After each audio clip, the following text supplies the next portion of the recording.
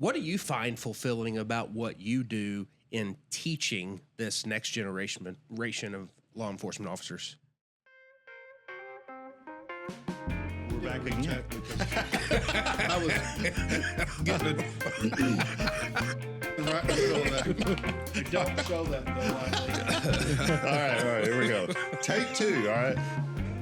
Well, hey, welcome back, Chief Cap and Chap again. We were off a couple weeks because we had Shannon and Hollifield come in, and we kind of let that video circulate a little bit, but this week's going to be a good week. Thanks for joining us. Send us an email if you like, and you want to provide some content for us at chief.cap.chap@gmail.com. We'd love to hear from you, but we're going to jump right into this. So this week we have former detective Andy Caton, who's now a teacher at the Sikeston Career and Technology Center. Thought it kind of made sense. He had Shannon, superintendent. We're like, well, heck, let's get the teacher in here and let's hear what Andy's doing with the criminal justice class these days. So, right, it's going to be a good show. I'm excited to be here. Me too. Well, tell us about yourself a little bit. As you said, I'm Andy Caton. I worked here for we came on together in '98. Went to the academy together. I was here till 2015, 2016, and Steve Butcher, who had ran the criminal justice program at SCTC previously, he was retiring. The principals had reached out to me, asked if I would be interested in taking the job. I declined kindly. I said, I appreciate it. I like what I do, and went home and talked to my bride, who said, have we thought this through? Because you're not the one getting woken up at 3 o'clock in the morning continuously. And so we did the pros and cons. And she's probably worried about you too. And worried about me. Yeah. Your wife actually wakes up in the middle of the night when they call you? Yeah, basically. Mine didn't know. I'm so loud. But mine's like, shut that thing off. Yeah. Can you please be quiet? Yeah. So. Yeah, I love my wife. Don't get me in trouble, Jason. I'm not. So you're a bulldog from Portageville originally. I am a different dog now. So, but yeah. Same breed, but same breed. Yeah, and of course I get a lot of the we have sending schools that come. So I don't just have Sikeston students. I have students from about 12 to 14 different schools. Portageville being one of them. So I get to tell my little story. Of course, they don't know me. I'm an old man now, but I get to tell them I was a bulldog at one time. So, all right. I heard you were quite the golfer in high school. There was actually some guy comes up to me and said that he knew you and talked about how great of a golfer you were, I think in high school or something like that. I don't know. Well, did you have golf down there? We did. We need to get that guy checked because Chief has seen me golf. I've seen you. You're pretty good. I will tell you that old adage, practice makes perfect, that is a lie. I've been playing for several years, and I seem to decline every year. It's perfect practice makes perfect. Well, I heard somebody say exactly one right. time that with golf, and I just know myself, but they say you never really get better at golf. You just kind of are what you are. I mean, at some point. That's exactly right. And I think there's a lot of truth to that. Like, obviously, when you're first getting started, but you get to a point where it's like, this is probably as good as it's going to get. Yeah. Oh, yeah. Yeah, you'll have great days, as you've experienced, and you'll have horrible days, just like, it's kind of like life. Yeah. I mean, Well, you got to have the bad days to enjoy the good ones. I don't know if I've ever told you how I score my golf game on the card. Yeah. What's that? I write down, if it's a par 3, usually I'll have, I'll write down a 3 or whatever, maybe a 2. Yeah. And I took a picture and sent that to Jason and Chief one day, and they're like, you're a pretty good golfer. I'm like, no, that's the amount of golf balls I lost per hole. That's per hole. Yeah. This guy, John, a.k.a. the Hammer. Right. Yeah, right. Because I try to tell you, you just got to slow that down a little bit. Yeah. He's like, now, hard as I can. I'll rip it and hit it. I know. Yeah, you can tell yourself to swing easy, but you get that little white ball in front of you and things change. Yeah, you progressively, you just want to do a little bit better, a little bit harder, a little bit further. As I go through, I'm hitting it, I'm just hitting it harder and harder, and I'm doing worse and worse. Yeah. For sure. My goal is to actually hit the ball further. Yes. Not to get better. Yeah. Right. You don't care where it goes, just as long as it goes further. It can sometimes make a complete 360 around that. I've had them go behind me as well. Yeah. That's interesting. So you got into law enforcement. We started at the same time. You already said that. What made you do that? What made you get into law enforcement? I had done some ride-alongs. I lived in Kansas City. I was in the service in Air Force up there, and I had actually tried to get on KCPD. Passed all the tests. They said you did great. Anyway, long story short, we appreciate you applying. I didn't get the nod, and so I done several ride-alongs with those guys. They're fast-paced. Loved it. My brother-in-law at the time was a highway patrolman. Did several ride-alongs with him and New Madrid County Sheriff's Department. And the more you do that, you either like, hey, this is something I really want to do, or I don't want any part of that. Well, I'm not surprised to hear that, because in '98, I think we've talked about this some. It was very competitive, highly selective. About Yes. it was just a different era of law enforcement. I mean, you couldn't hardly get a job. Yes.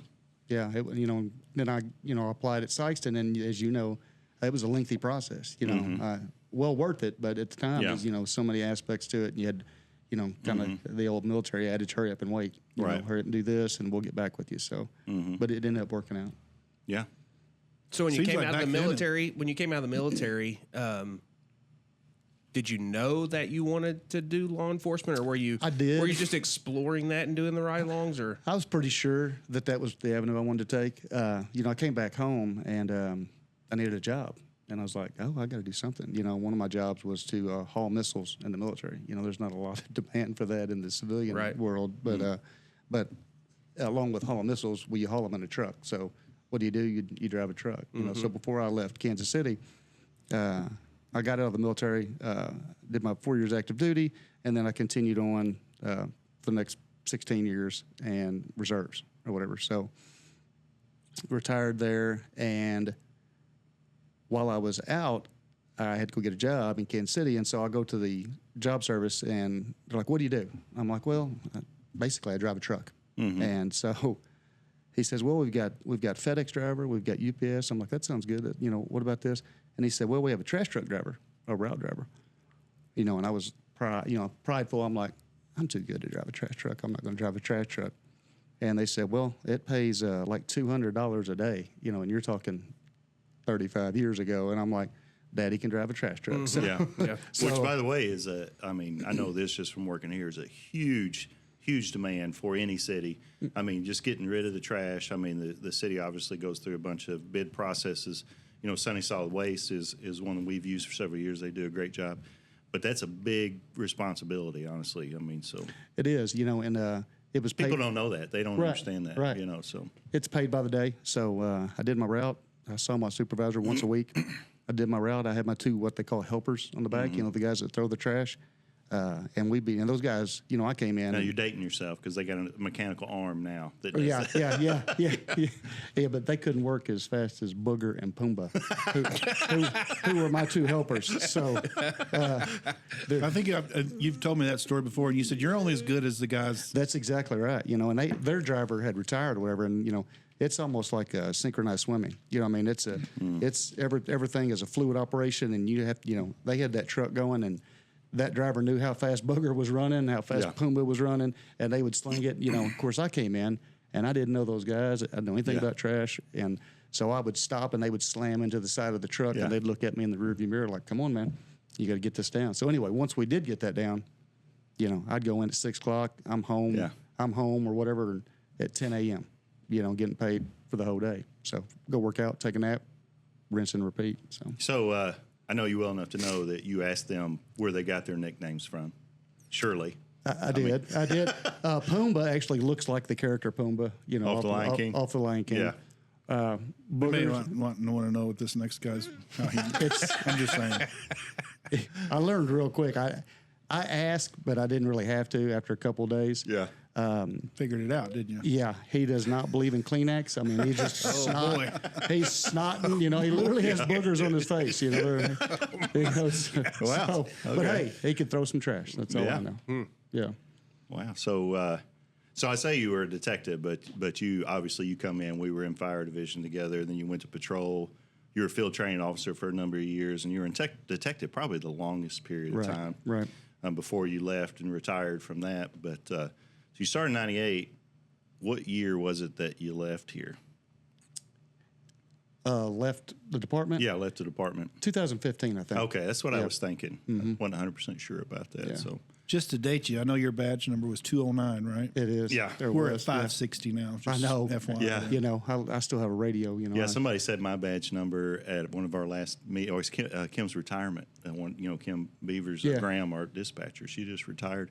And they said my badge number there, and everybody started giggling. I'm like, I'm not that old. Yeah, Did they say the 207 number? yeah, the 207 Okay. number. Yeah.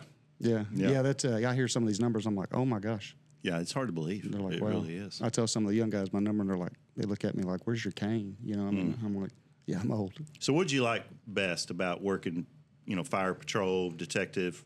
Which one of those responsibilities did you like best? I did not like fire. Yeah. Obviously it's part of the job. You know, it was fun to learn it.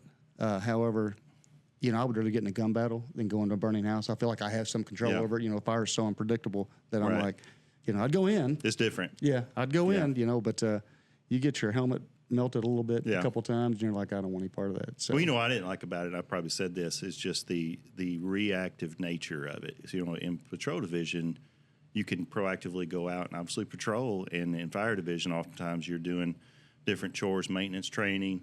You're waiting for the incident, which I liked, was fun. I didn't like the unpredictability. Of course, you have that in patrol too, Right. I guess, but it's, yeah, I'm with you. I feel like I need to control it. Not that I'm Yeah. a control freak, but fire is right. out of control. So, Yeah. what did you like besides fire? I mean, if you didn't like fire, what did you like the most? Oh, I loved everything patrol and most everything detective. Yeah. Obviously, you can get into the detective things, and I've seen some of your podcasts, and you can talk to any detective that's ever worked cases.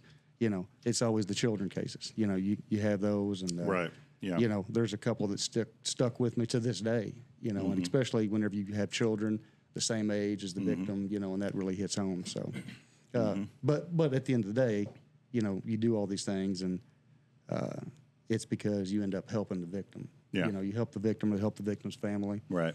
I always, and you guys have got this question, I know you two have, is that, you talk about somebody who's molesting a 5-year-old or 6-year-old and doing all these horrible things. And what's the first thing that somebody says to you? How do you not want to just come across the table and attack them? How do you? Well, and the answer is because you befriend them, and because the end goal is to get he or she to confess. And once you do that, then you can go home at night and go, got them. Yeah. So, no, they're not going to hurt anybody anymore. So, Well, and you've spent a lot of time. You were a lot of time in patrol. Really, I remember you did some field training. You were on the Power Squad for a number of years Right. doing that, which is a very proactive squad that we have. I don't want to assume everybody knows what that is, but it's well, you could probably describe it better than I can since you worked it was. so. It was. A Power Squad is basically just the hot times, so to speak, of crime. I think at the Peak time, hours, yeah, Peak hours, we're- sure. We were working 6 p.m. Prime to time 2 for a.m. crime time. Prime time for crime time. That's right. Yeah. Yeah, but we'd go out and we had no responsibility for responding to calls. So it wasn't 209 respond to a motor vehicle accident or whatever. So we were free for 100% proactivity. Yeah. We could go to somebody's calls, as you Yeah. know. If there's shots fired or a hot call, Yeah. we'd go assist them because we were available. You're going after the gangs, the drugs. Yeah, going after gangs and drugs, yeah. traffic stops, minor traffic stops for, you arrest somebody who's got a warrant for murder out of San Francisco because they Yeah. got a headlight out or whatever. So, yeah, it's just constant, proactive policing. Yeah. So you made the transition. So is it 10 years you've been? This is my 11th year. 11th year. Yeah, I know. Man, Crazy. time flies. It I know. really does. It does. Yeah, I always joke about this because when Andy was going to do that, he asked if I would be a reference, and I started reading through this application, and I was thinking, man, this is a pretty good gig. I was like, we might just throw that away and just put mine up there, No, it was a good job, though. I mean, Oh, I love it. I absolutely love it. I mean, I joke about, they pay me for this, so please keep paying me. By the way. So with that job though, you're what does your day-to-day look like? I know it's in the school, so just what is that like? I have 2 block classes where most people, other than some of the other classes at SCTC, are that's hourly. that Career and Technology Center. Yeah, it's like so your you Career got Technology sending Center. schools. It's not just Sikeston. Right. Yeah. So we get our day started probably about 8:10 by the time all the sending school buses drop all the students off, and they get into the classroom and get settled in. But it starts 8:10 and it goes till 10:25. So I have an AM block, and then I have a planning period, and then I have a PM block, which is another almost 3 hours. And again, sending schools. You have your AM sending schools, and you have your PM sending schools, and we just we go over the law. Obviously there's a book I teach out of. It's a college criminal justice book, and because I tell them, I said, you can't enforce the law until you know what it is. You can't just tell somebody they're under arrest. What for? I don't know. I'll make something up. It doesn't work like that. So we learned about the court system, and all the stages of the criminal justice process, from initial contact to investigation to arrest, preliminary hearings, arraignments, the trial, and all that goes along with it. And that's, I'm just thinking about this now. I don't know why I really never thought about it, but in this time period in law enforcement, where in the environment that we're in, it's probably a great thing to teach, because law enforcement's highly scrutinized about the different various things that go on and happen. And people can talk about that. They come in and ask you, I'm sure your students ask you questions about that, and by teaching them these different things, you can kind of give them some insight on why things are done the way they're done. That's a great point. I'm glad you said that. 100%. Yeah. I have, on the daily, I have students, not just in my class, but students, Mr. Caton, my cousin, or so-and-so, or I saw on TV, or whatever the case may be. And I can kind of squash 99% of what they see, on the news or whatever. Yeah. And I can say, well, did you observe this, or how much of the video did you see? And they're like, well, I didn't think about it like that. Yeah. Not that I change everybody's mind, but I put it into perspective to I never thought about it like that. Yeah. And that's a lot of it. Especially stuff that happens, somewhere else in the United States. We're all looking at that from, a third person perspective, how you want to describe it. We're not getting all the information. None of us are. No way. You know what I mean? So but yet people make their minds up on, their biases or implicit biases. We do a lot of training on that, and just information that they get access to, and they decide what occurs, and they have such a limited amount of information, But yeah, we live in a world, as you guys know. that's cops too. Yeah, cops do that too. Oh yeah. So.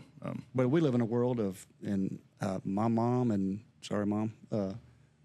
others in my family will look at a headline and then reach out to me. Did you hear about such and such? I'm like, I did, and I researched it just a little bit. Yeah. And that is all fake, or 99% of it is fake. The people that post that stuff, they're just out to get headlines. There may be a tad of truth to it, but the problem is people are taking something they see, right, and then immediately turning around and saying, "Hey, did you hear about this?" And it's not to say that there's not incidents of excessive force or wrongful action by cops and stuff. Certainly there is. The point is, you don't really know what's going on there, right? But people get so involved in that heated discussion and decide with such minimal, it's like you can't do that. Yeah. It's and just they do it so quickly. Yeah. That's the deal. I tell my students, and I know you guys, first of all, are both great cops, and as are everybody in your police department, but you will agree with me that there's no one who hates a dirty cop more than a good cop. Yeah. I said, listen, outside the victim's family, there's nobody that wants to find that cop. Yeah. And except maybe the public information officer. He might hate him more. Right. That's true. That's true. I'm speaking from experience there. Yeah, that is true. Yeah. I had this conversation not too long ago with somebody specifically on that topic about, there's nothing worse that a good cop hates is a bad cop, because that good cop goes out, he builds relationships in the community. It takes him years, 10, 20 years to build that trust, build the relationships in the community. You can have one bad cop comes out, in a matter of hours. And he does this right here. Ruins everything that you built. Who gave him this? Yeah. That's the first time I've used that. That's the first time he's used it. Oh, my God. We only use it when he's not here, usually. But that's what happens, though. One person, and of course, we're all wearing the same uniform. Right. We'll all get judged together, and we know that. Right. And that's why we all should keep our standard up where it should be. Right, right. And I use that analogy. I'll pick somebody, I'll ask somebody in the class, who in here works, and I already know kind of, but they'll raise their hand, and where do you work at? McDonald's. And I say, well, if you had an employee that spit in somebody's food or whatever, would you ever eat McDonald's, say, in Pensacola, Florida? They're like, well, I guess, yeah. Because that person doesn't work there. Well, I said it doesn't work like that in law enforcement, you know, because if I go to Pensacola in Florida and I saw a cop do something bad in Sikeston, well, that guy in Pensacola is just as bad because he's on the same team because he wears that uniform. So it's not the same for every person that's employed in the citizen. So you're teaching all these various aspects of the criminal court, the arraignments, all that stuff. All of it. All of it. You know, we go on field trips. Preliminary hearings and You know, I take them to try to take them every year to a court case. Sometimes, for a couple years ago, we got fortunate enough to attend a 3-day homicide seminar at New Madrid County. The problem with that, as you know, is that trying to coordinate getting buses and everything else, you know, on the first time, it's probably not going to go. You know, it'll be continued. And so I've got to call and cancel everything and then try to redo it again. So a lot of times we'll just go to law day, which is, you know, basically, you know, just several small cases. But at least they get to see the court in action. Andy, you got teenagers. I mean, I guess sophomores, juniors, seniors, or is it just juniors, seniors? Just juniors and Yes, seniors. Sir. So, are these students interested truly in becoming a professional law enforcement officer in crime investigations or whatever that family of jobs are, or are they just trying to get their credits? I mean, how do they get into the class? Those types of things. Fortunately, the counselors have started to.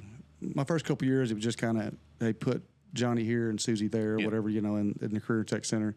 I'll never forget my first year. I'll answer your question, but the cute story is I went around the room, you know, my first year teaching, and I'm like, so Jason, why did you take my class? And you're like, well, my uncle was a highway patrolman or you know a copper, and I always wanted to do it. And I'm like, great. I go around the room and I get to the last young lady, and I said, and I won't say her name, but I'm like, so why did you take my class? She said, I want to start a cattle farm.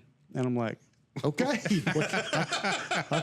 I guess we'll work with that. All right. Yeah. People steal cattle, so maybe we can look at it from that angle. Yeah, So, there you go. Well, who knows? You know, she may 20 years from then say, you know, I planned on going into agriculture, but somehow I ended up going into law enforcement. Right. Yeah. Exactly. So to answer your question, yeah. That may have happened. This guy Sounds familiar. Again, juniors and seniors, and for the most part, what I think the reason I'm getting more students is because I think everybody thought for several years that it was just if I want to be a policeman, you know, but I encompass everything in the criminal justice system. You know, I've got people who go, oh, I didn't know that if I want to be a conservation agent that maybe I should take your class. I'm like, absolutely. Or an attorney. You know, I want to be an attorney. Yeah. I want to be a juvenile officer. You know, I want to be probation and parole, social worker, corrections officer, you know, canine officer, and, you know, Victims anything. advocate. I mean, there's lots of roles for sure. Yeah, and, you know, when we cover all that, you know, so people start going, oh, I don't want to be a police officer or a cop, but I would like to do probation and parole, or I would like to, you know, I'd like to do another aspect of it, or I want to be a dispatcher or whatever. You know, so that's got to make it easier, because if they're coming in with a desire for that, then I assume there's the interest drives the passion to be successful in the classroom. I have yet to have a year where I have students who are really struggling in most all their classes, or at least a handful of them, and they have an A in my class. And it's not because I make it that easy. It's just they're not interested in, say, algebra, but, man, they're interested in learning how to handcuff somebody. Well, and I want you to talk about this, but I can, just to tie in with what you just said, that I didn't realize how big. I mean, of course, I've known you a long time, right? And you're telling me you're doing this stuff, and I'm like, okay, whatever. You know what I mean? Because I don't know. Right. But you took me to Skills USA one time, and you can talk about this a little bit. It blew my mind how big of a deal that is. And actually, talking about people getting A's in your class, one of the guys who's an officer for us right now was number 2 in the nation. In the nation, yeah, in Austin. And because they compete on all this knowledge and skills, practical abilities of law enforcement and everything else. But they have it for a wide variety of things, like, you know, all the mechanic, you know, paint, body shop or whatever it is. There's 100 different companies. Yeah, there's like 60,000 people when we went to Louisville. Oh, yeah. And saw that. You say it shocked you. That was my first year going to nationals too. Oh, really? It shocked me. I was like, oh. Well, you pulled it off because you were like, oh yeah. You're like, woo. Yeah. It was. I faked the role pretty good. It was. But it's a big deal. When I first started, they told me, hey, we have they have competitions, in Skills USA, which is I don't know if you know Micro, Dirty Jobs or whatever. Sure. He's a big advocate, and he was actually, I've heard him talk about he that, spoke there when we went, and but it's anybody, any career in tech, motorcycle repair, airplane, welding, and all these things. Of course, criminal justice was my part of it, and they said, hey, we're going to send you to competitions. You'll go to a district competition and a state competition, and then if you win, anybody who wins first place in the state competition, you go to nationals. And the nationals competition changes locations every, I think, 5 years. It was in Louisville, right? Right. Yeah, when we went. And so I was like, okay, well, the first state competition we made it to, I go in there, and even at the state level, there's just hundreds of people, and I'm like, oh man, this is a real deal. So they really take it serious, and they give you in the police practical side of it, you'll have 25 different scenarios they can choose from. You don't know what they're going to be, so you try to teach your kids all of them. It can maybe a domestic violence call, maybe a motor vehicle accident, a robbery in progress, or unattended death, or there's just a gamut of them. So.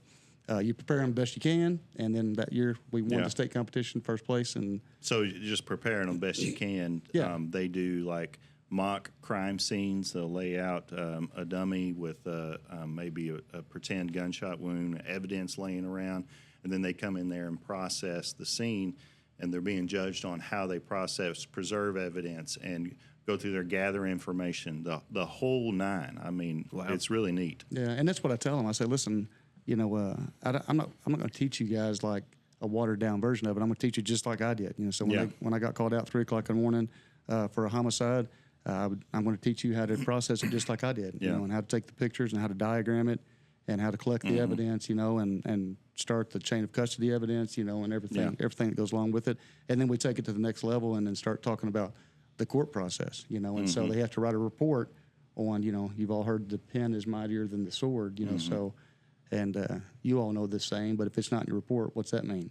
It didn't happen. Yeah. So my class knows that. So, I'll be obviously the defense attorney sometimes, and I'll say, so Officer Johnson says in your report that you did this, and then I'll go on and ask them some questions, and then they quickly learn, just as we did, like, ooh, I need to make sure I do that, or I need to make sure I don't do that next time. So a lot of the work is done with preparation on the practical side of it with those types of things, but in recent years, in law enforcement, there's been a focus on mental health and the mental aspect of the profession. So how are you preparing these students for that side of the profession? We talk about it a lot. Actually, it's funny you say that because one of the scenarios is an emotionally disturbed person, somebody who's got some mental issues, That's one of the scenarios that they used this past year. And we talk about how to deal with it. You don't just go...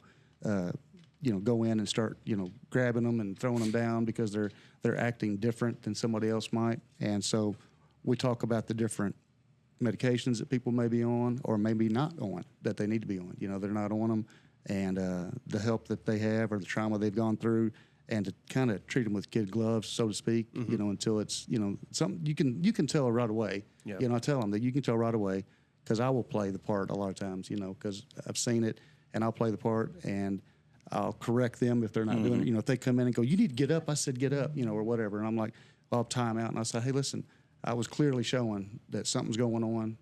I'm not talking right.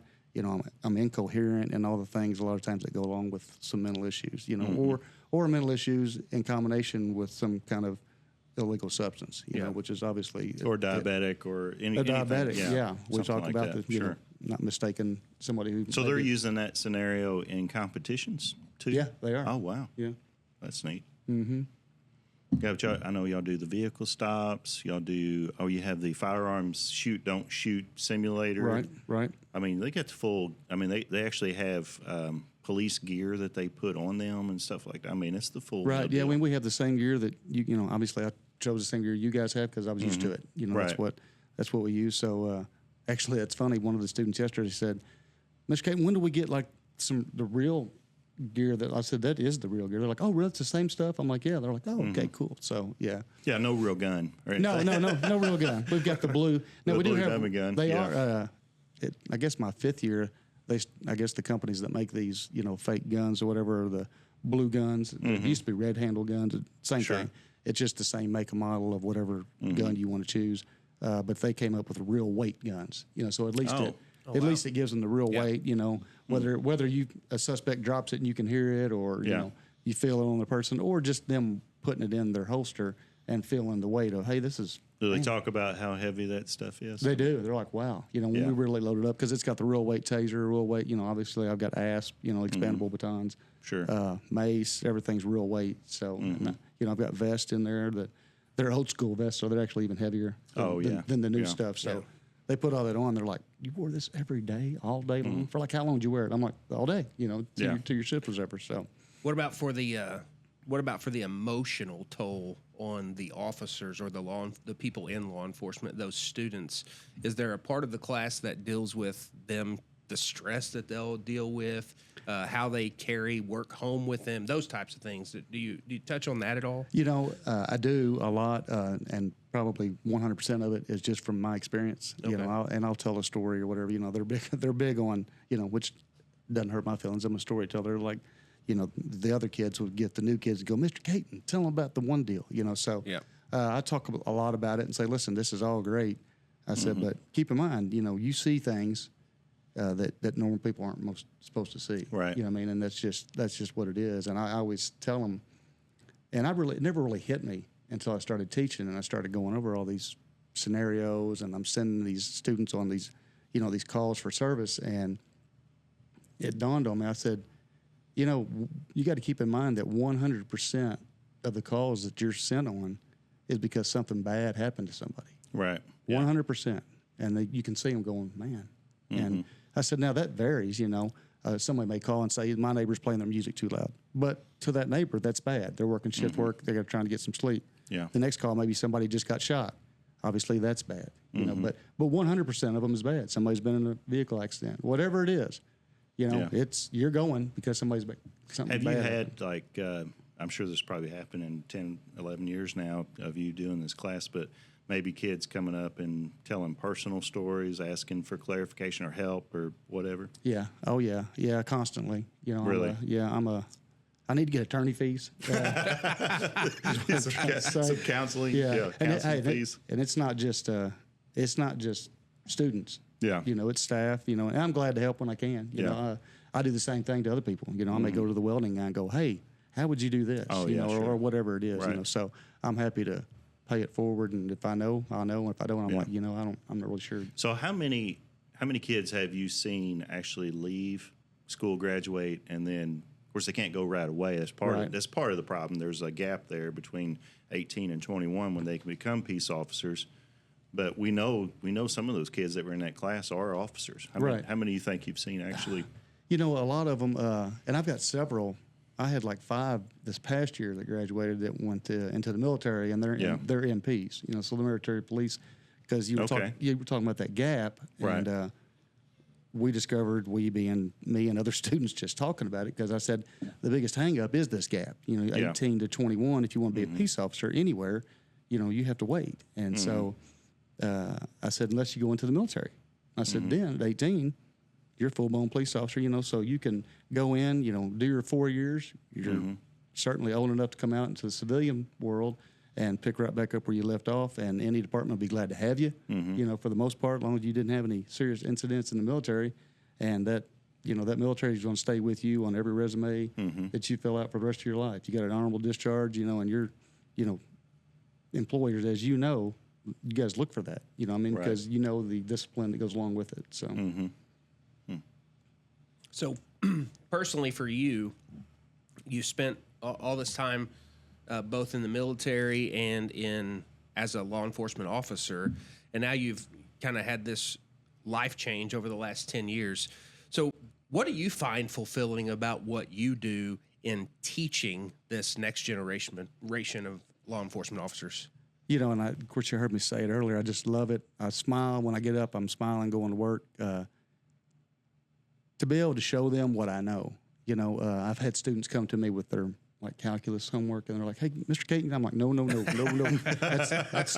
down the hall. You've got the wrong guy." You don't realize the mistake you have just made. Listen, Wrong room. Well, my youngest daughter Haley was in probably 8th grade. She came to me. I'm like, "Yeah, I think this is last year, babe.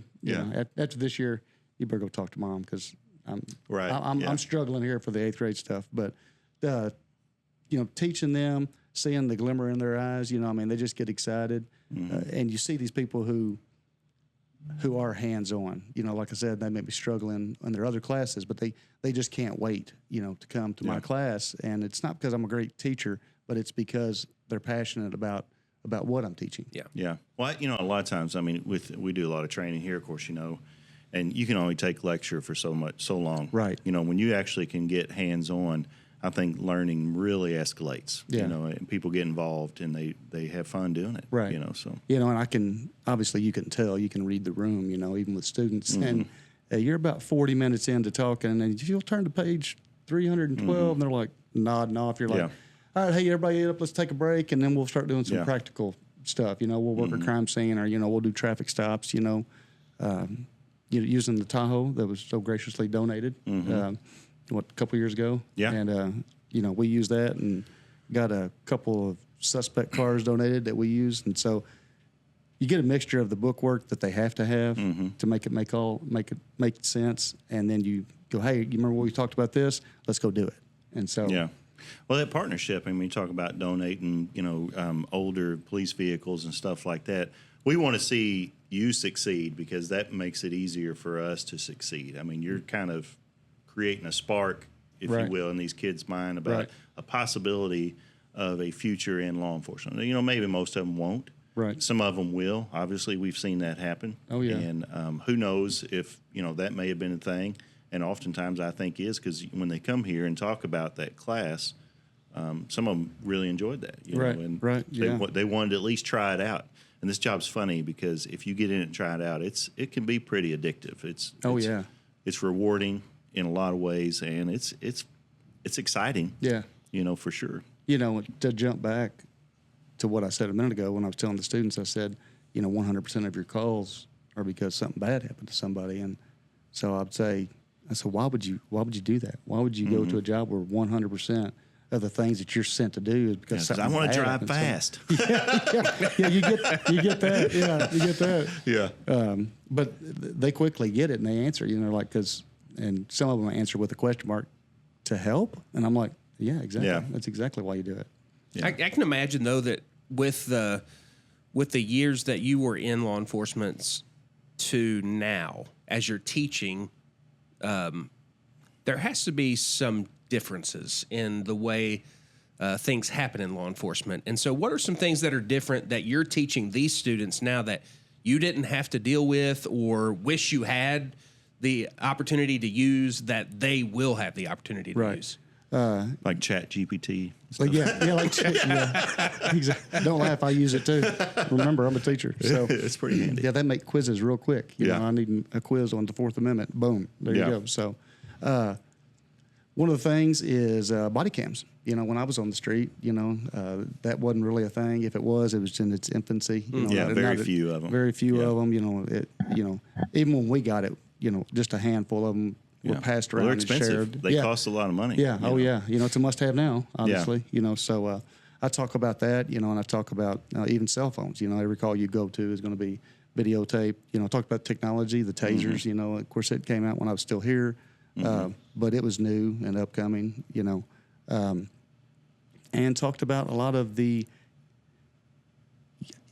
tolerance that you have to have. I said everybody here has seen the videos. You can take St. Louis, you can take any of these riots that they have, and you have police standing there like this, and people are 1 inch from their face, saying horrible things to them and about them, and what have you, and you have to sit there and, because I've heard students in my class, and they're like, "Ooh, if they got my face like that," I said, "No, you can't do. It's not how it works." Yeah. So not only the tools are different, but the tactics. are different. Yeah. In the past, things may turn out different. I'm not going to put up with that or whatever. So, I teach them about that, and I may tell a story. I'm like, "No, don't do that today." So and nothing crazy, but enough to realize, and they realize that that's not what needs to happen, and that's how I train them. So. And, I'll show them little pressure points or holds or whatever, when they're maybe escorting somebody to a police car. We do the handcuffing.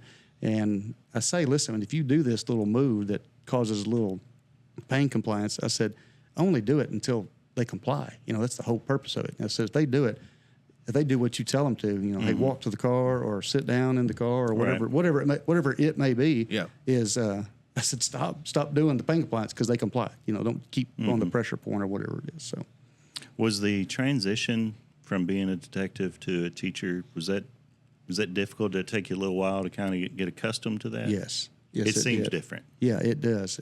You know, I was, you know, of course, officer for years, detective. You know, I've talked to the worst of the worst and chased and ran Right. and fought and shot and did Yeah. all the things.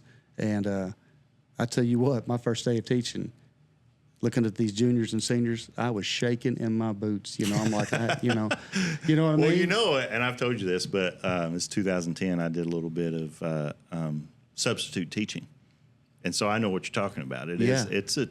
It's intimidating. Yeah. For sure. Because even, you know, you and I did some training, you know, defensive tactics, you know, and taser and you know, Right. expandable baton and stuff like that. But we're teaching you guys, you know, we're teaching adults who are in the same profession and we can kind of cut up or whatever. You've got these teenagers like, Yeah. all right, smart guy, what you got? You know Yeah. what I mean? And I'm like, oh man, you know, Yeah. I don't know, you know, you got different personalities, you know.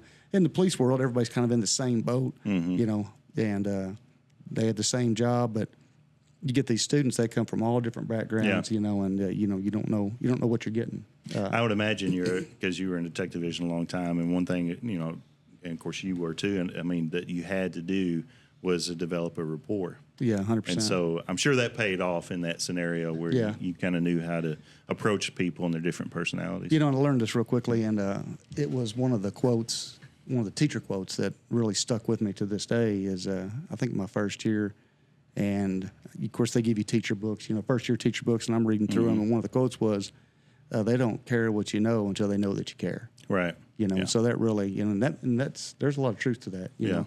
And I have, you know, they come to me every year at the end of the school year.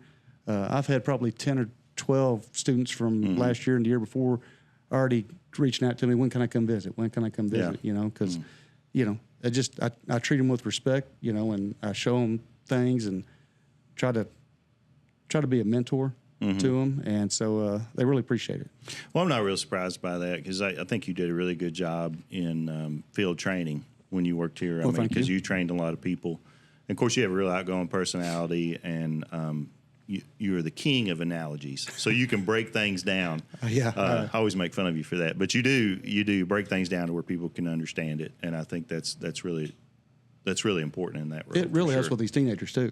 Yeah. You know, I know it helps adults. It helps me. You know, I think it's probably why I use them so much. Yeah. I'm like, you know, that's probably going to be on my tombstone. It's kind of like, you know, so, and then you know, input your own phrase.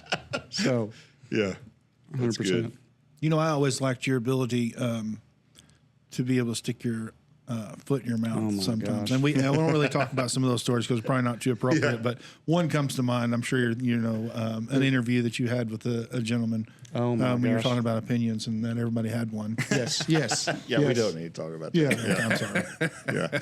I will tell you. Well, I mean, can we delete anything out of here? We'll probably just skip it. But you know, I was sitting here thinking, you know, back on your career and everything. You know, teaching was really pretty much a consistent thing for you. Yeah. I mean, I remember you being an FTO for a long time and being Yeah. really one of the best FTOs we had. Well, in thank you. I appreciate DCS that. Yeah. and defensive tactics. and Aspeton. And so all looking that back on it, stuff, it's yeah. like, you know, you naturally, you were already kind of always a Yeah, teacher. you know, Yeah. you say that. I made the joke the other day because I think I was looking at, I forgot what I was looking, something online, shopping or whatever, and somebody had texted and said, hey, you know, teachers get 15% discount or whatever this month on whatever it was. I'm like, oh. And then I get on there and it says, veterans, law enforcement or first responders, and educators get X number. I'm like, I'm all those That's things. the trifecta. So, yeah. So I learned real quickly, apparently. You I had got, to do math. Yeah. Then you had to figure out what are all these percentages Yeah, equal to. dang it. Wait Dang a it. second. God, there's a formula in You it. had to call You your know what wife and say, how much do I get off? Yeah, that's right. The common denominator between all three of those professions and your discounts, your 10 or 15% discounts, is Yeah. because we don't get paid very well. So. Yeah, Yeah. exactly. Yeah, we know you're broke. So, Yeah. here's 10% We're going to off. throw you a bone. Yeah. Yeah. Well, we had Shannon Hollifield, superintendent here. Yeah, I watched that. 2 weeks ago, maybe when it was, and Also, we should also mention that you are the District safety coordinator. district safety coordinator. Yes. So tell us about that. What does that entail exactly? Well, they made me do it. Yeah. No, I'm kidding. No, they actually entrusted me, asked me Yeah. if I would be interested in doing it. I said, sure. They knew that I had some insight, obviously, Right. on safety and, on what we need to do and what angles we should approach. And I thank them for entrusting me in doing that. Everybody, at central office, Shannon and Mr. McGill and Miss Morgan, everybody, and my boss, Chad King, that, I'm not sucking up. I am a little bit, Yeah. but you're not going to work for a better guy. He just, Right. he says basically my job is to make him look good, Yeah. and which it's easy to do because all I have to do is teach and train the kids and makes him look good. So, Well, the school over the last several years has really increased security around there. I know you haven't been doing that for maybe a year or two, but Right. I mean, from the electronic locks, magnetic locks on the doors, Right. the fences that they're putting up. I mean, there's still a lot of stuff to do, but a lot of that comes down to a money issue. As It same is. with us, It you're is. just trying to find out. Of course, they got the metal detectors that they've Weapon detectors. weapon detectors. I say that because they're Yeah. a lot more expensive than the metal detectors. Yeah, But they went to they're- clear backpacks, Yeah. and my personal favorite is just the no phone thing because I Right. think that's so much interference and distracting Yeah. for kids. But and the kids have knocked it out of the park, Yeah. in a good way. And I mean, they just, of course, do you see them acting different? Oh yeah, you took mean, words out of my mouth. yeah. I mean, they're interacting with one another. I mean, they just are. Whether they're forced to or not, they're just. I've had years where, I sat next to Jason, and you take my class for 2 years, and so does Jason, and I barely know his name. Right. I don't know Yeah. anything about him. So. Yeah. That's got to be interesting to watch that play out because you have, I imagine at the beginning of the year, they were a little upset or frustrated that we weren't going to Yeah. have our phones. And then they realized once they got over that addictive feeling, Oh, yeah. once they got Yeah. past that and realized, this is kind of cool. Yeah. I imagine you could see that take place. Yeah, there was a little bit of anxiousness at first, and this is stupid, Mr. Caton, blah, blah, blah. And I'm like, of course, then I said what every teacher said, it's the law. It's the law. Yeah, You know what right. I mean? Which, made it easy for teachers, when you have to go, well, you can't Yeah. have them because I don't think you need to be on them. I think, it's Yeah. law. It's a law, so. Well, I mean, just to be honest, because I know a little bit about school resource, I mean, you would have a kid in class that maybe had some type of interaction with a teacher and then that kid's being sent to the office, and then parents are being texted at that moment. Now, Right. parents are showing up at the Yeah. office before Oh, the yeah. kid even gets there, and then you have parents and the superintendent and teacher there, and there's a lot of, and again, they're only getting part of the story. Yeah, I was gonna because say. I'm going to tell you, I didn't tell my mom and dad everything. No, you told them They got a stuff fil- that makes you look better. Yeah, they got a filtered version for You mean sure. you did things that you didn't tell your parents you were Once. ashamed of? Once. Okay. And, so they're probably watching this. Yeah, Maybe twice. All right. yeah, I'm going to Yeah. tell your mom. She watches. Yeah. But I used the analogy on that before school started. I was as concerned as every other educator and staff member were. I'm like, oh man, I equated it. I said, it's like, you know what it's like. Yeah. I said, it's like taking somebody who's been a drug addict for however many years they've had their phone. Right. And we're cold turkey taking that drug away and go, you can't have that anymore. Yeah. Especially coming hot off the summer. Sure. What I mean? Yep. Yeah. Where they're doing the drug the most. Yep. They're on it constantly. So Yeah. Well, my daughter's, she's a freshman this year, and I haven't really heard her talk about that. Now that I think about that, she hasn't mentioned it or Yeah. been complaining about it or anything. I mean, it's been seamless. Knock on wood, it may all go south tomorrow, but yeah. right now and ever since school started, it's been. Even some of the kids have said, I like it. I like not having it. And I asked a teacher. I said, why do you think we don't have as big a problem? Because I'm surprised, to be honest Yeah. with you. I was taken back. I'm like, thankfully that they're not doing it. Yeah. And this teacher said, well, think about it. Nobody has their phone. So I'm not going to text Jim because I know Right. Jim doesn't have his phone. And John's not going to text me Yeah. because he knows Andy doesn't have his phone. And so they're like, nobody has them. So You probably can't. I just imagine I was sitting here talking about this, the amount of drama that could be stirred up when everybody has their phones at school, texting from this class to that class, Oh, man. talking about this person. And, I could see that. And I'm sure it has led to people getting into it Oh, and sure. stuff like that. Oh, So, yeah. I mean, You know, So that's just like. Have we gone you back know. to the like getting in trouble for passing notes though? Because that's how it was when I was in It's school. coming. It's like It's coming. we used to write notes and like, Yeah. Did you fold them up and do the? It's gotta be in, 1, 2, 3. Yeah. it's got to be in a triangle, and you can flip it. Oh yeah, the football. Yeah, Yeah, absolutely. Check yes or no. I mean, I know that's coming. yeah, Yeah. that's hilarious. It won't be in cursive though. I can assure you. Yeah, that's It will code. not be. That's code. That's That's, code right. now. That's old man Yeah. code. Exactly. So this Friday, Bulldogs. I mean, when people see this, it'll already be over. We'll know the results of it. But Bulldogs are playing Yeah. Dexter. Yeah. They're looking. That season's They're looking kicking good. out. Looking good. You know, They scored like obviously. 1,000,000 points Friday night, Yeah, didn't they? yeah, Against 1,000,000 Crystal and City? 3 points. Wow. Sure Yeah. did. Yep. Somebody told me it was you that they're supposed to be. I mean, really good this year. Yeah. You know, supposed to really have a good team, good solid team. You know, I asked if Crystal City, who they just conquered, if they were that bad or were that good, and the answer was yes and yes. You know, so you know they're not great, and we are much better. Let's than we circle have back been. around to the safety officer or the safety. What's the title? Coordinator. Safety coordinator. Yeah. So on events like activities, extracurricular activities in sports, do you work to put things in place for those events as well? I do. Yeah, great point. If you've been to the field house or you've been to a football game, you see the weapons detectors there. You know, it's a necessary evil. You know, and it puts a lot of people eases their mind. You know, because you've had shootings just south of here. You know, and around our area. You know, time and time again at sporting events. And if you watch the national news, you know, so and so got stabbed. You know, so and so got shot. You know, at a soccer match or a basketball game or football game, and so. You know, those weapons detectors, again, they just pick up on hardened metal of weapons of mass destruction, you know. Or certain densities or whatever it is. Yeah. You know, so they get through there pretty quick. I mean, there's no delay it's a there. seamless thing, and they use them at, you know, just say Mizzou football game. You know, they use them there. You know, so you have, you know, tens of thousands of people just coming through. You know, and so it only picks up on main things. And so even in the mornings, you know, they go through them at the various schools, and it's just almost seamless. You know, it's just a flow of traffic, and you know, it rarely goes off. And when it does, you can pick that. You know, there's a few things like the new Chromebooks have a metal rod that goes through the hinge that will set it off, but they know that. You know, you know, then they'll just set that on the table and they'll walk through, and they don't miss a beat. So.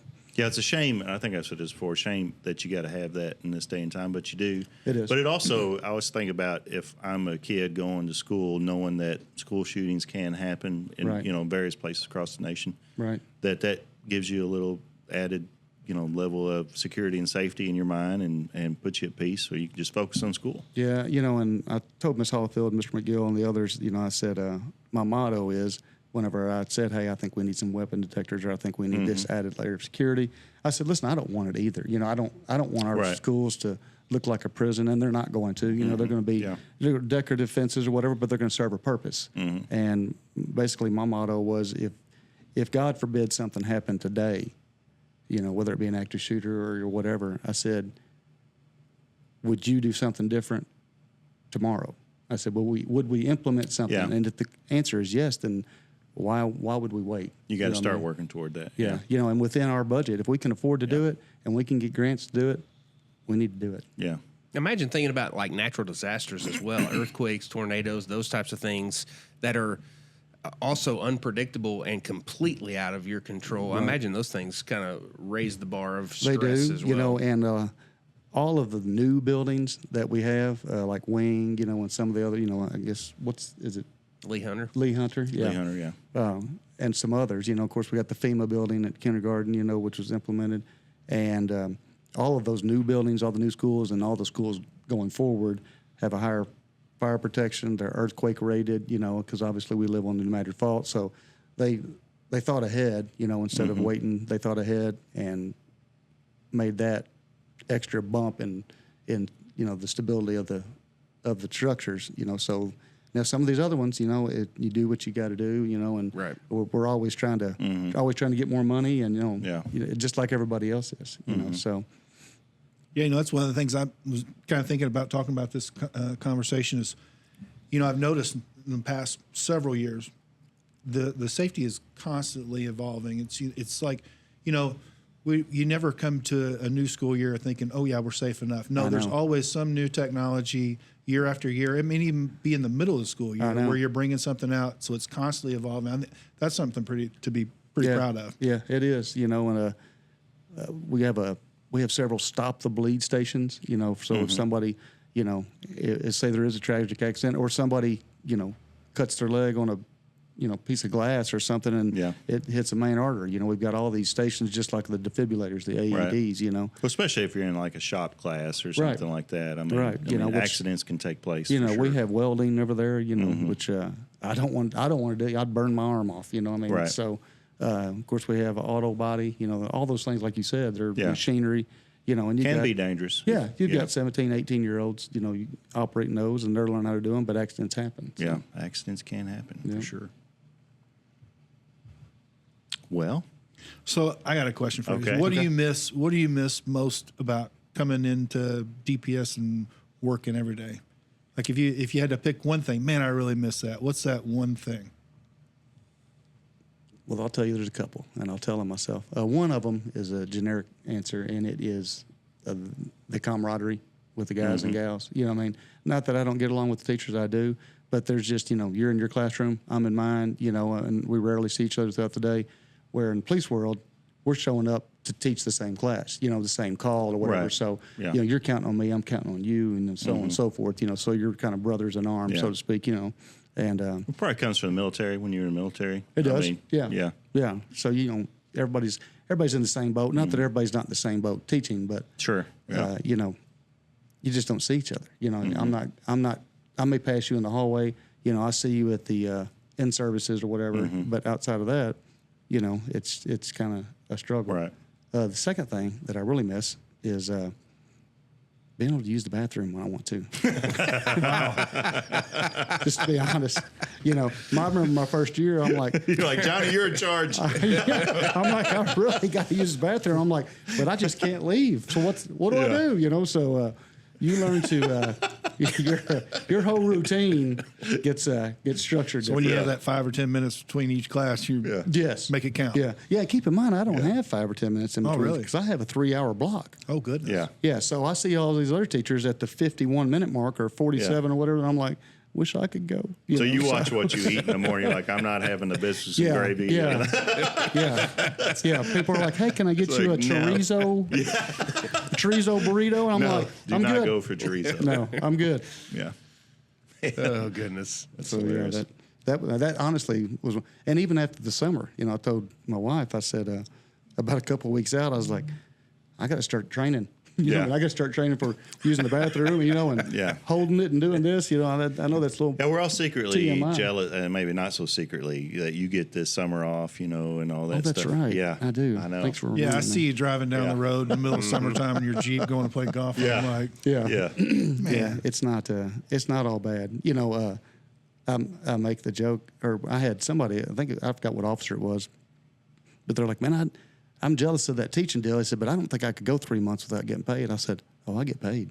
They're like, you get paid while you're off with it? I said, yeah, it's an annual contract, And then, of course, after a couple of years teaching, I'm not sure I would do it if I didn't get it off, So we joke about, how easy it is, and, you 8 o'clock to 3 o'clock, whatever. But there's so much more, after the fact. I stay there for hours on end, and I'll be up there in the summer doing things, working on curriculum or whatever. Well, you've coached in the past and stuff. All that stuff too is very time consuming. Yeah, sure. So you earn that time. I learned real quick because I had my first summer off. I'm texting everybody. I'm like, mainly you guys going. Hey, you know what happens in a week? You know what happens in 5 days, 4 days, 3 days? Oh, look, it's summer break. Say it out loud with me. Summer break. But I had farmer buddies, and family members go, hey, I know you got summers off now. You want to drive a tractor? I'm like, yeah. And I have other guys go, hey, you want to do construction on the side, cash money, extra money? I'm like, yeah. And I had a little concrete staining business on the side that, that I would do concrete floors and stain them.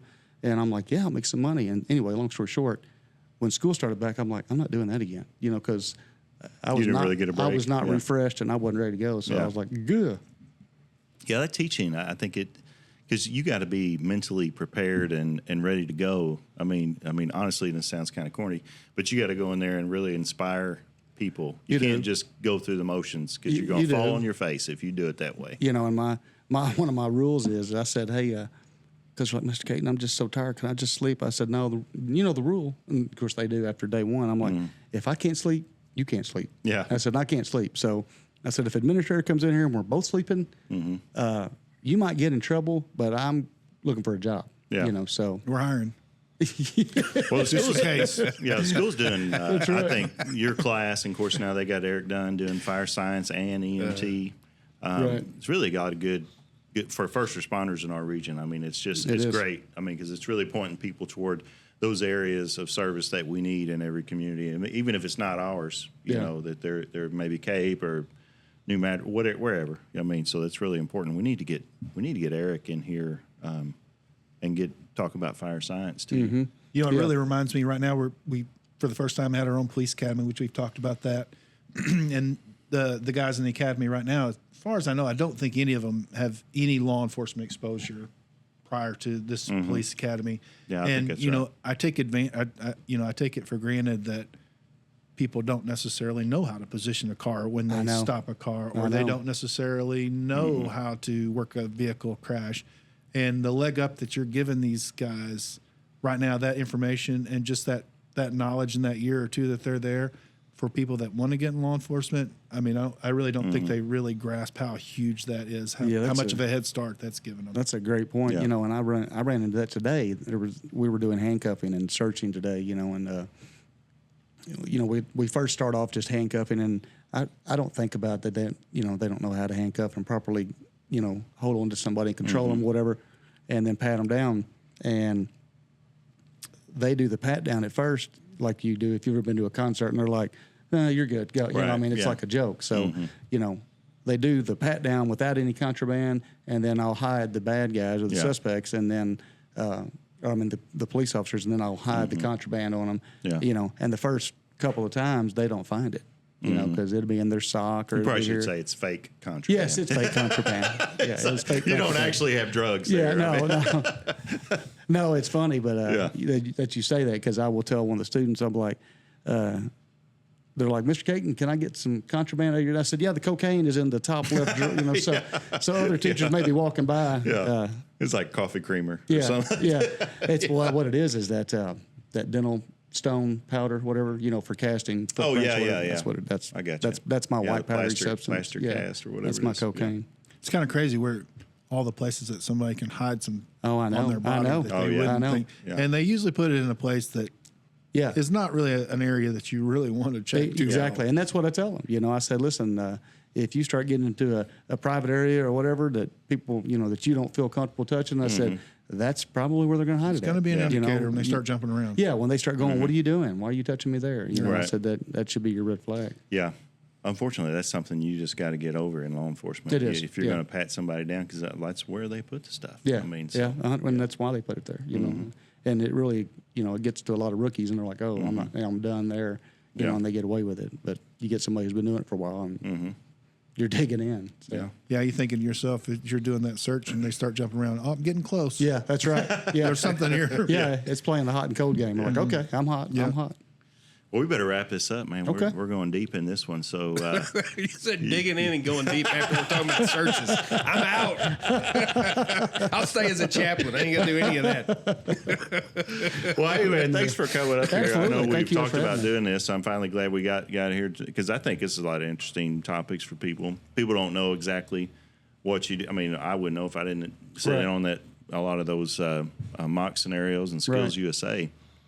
It's pretty interesting stuff for sure. It is. And we appreciate you kind of pointing people at least toward law enforcement, or Absolutely. you know, trying to get them interested in that. And if for nothing else, just to explain to them, hey, there's probably more to the story that you hear Right.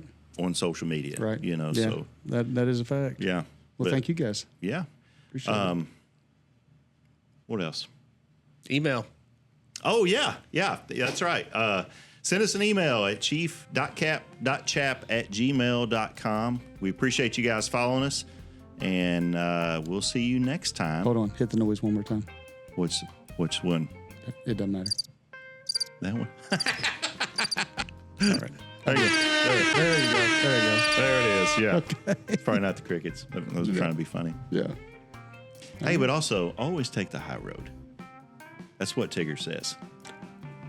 You wondering why Tigger's there? I was wondering why Tigger was there. Yeah. Just to remind us. I was scared to ask. He takes the high road. was scared to ask on always there. takes the high road.